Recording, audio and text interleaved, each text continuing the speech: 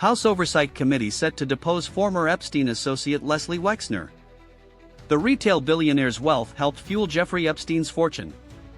Members of the House Oversight Committee on Wednesday are set to depose retail billionaire Leslie Wexner, whose wealth fueled Jeffrey Epstein's fortune before an alleged multi-million-dollar theft ended their relationship, newly revealed documents suggest. After learning that Epstein stole hundreds of millions from him in 2007, Wexner opted to quietly resolve the issue with Epstein, who at the time was being investigated by federal prosecutors for both sex crimes and money laundering, according to emails and a memo later drafted by prosecutors.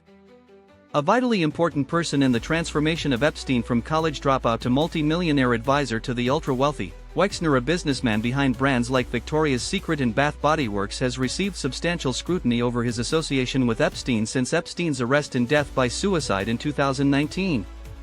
Years after the two severed ties, prosecutors in New York initially included Wexner in a group of potential co-conspirators to be investigated after Epstein was arrested in July 2019, though they later determined there was limited evidence regarding his involvement, according to a recently released 2019 email from an FBI agent who was part of the sex crimes investigation.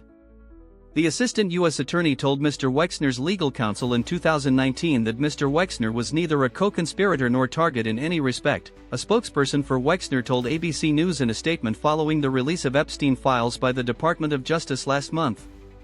Mr. Wexner cooperated fully by providing background information on Epstein and was never contacted again.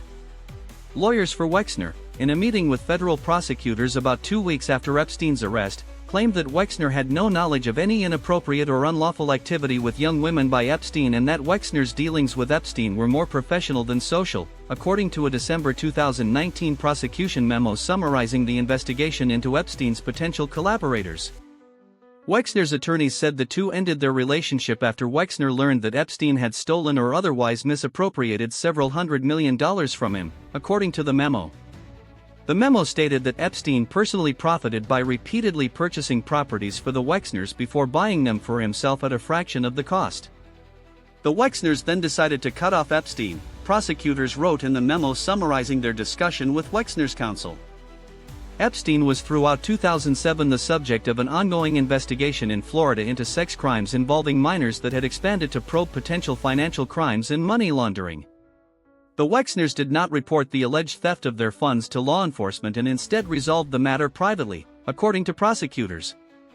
Wexner was contacted by federal prosecutors in Florida as early as August 2007 regarding the Epstein investigation, according to handwritten notes released last month by the Department of Justice. Notes from an August 2007 call between an attorney for Wexner and a DOJ representative suggest that prosecutors inquired about Wexner's interactions with his money manager, documentation of their meetings, and whether Wexner ever visited Epstein's home. At the time, prosecutors had begun to broaden their investigation to not only cover sex crimes but also potential money laundering and wire fraud, documents suggest.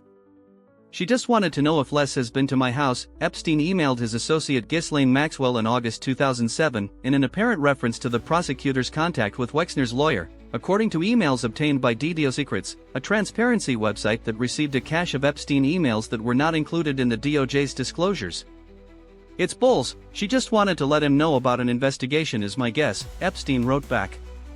It is unclear if Wexner was aware of the investigation into financial crimes when his attorney was contacted, but in the following months, Wexner began the process of ending Epstein's role as his money manager, according to emails in the Secrets collection between lawyers for Epstein and Wexner.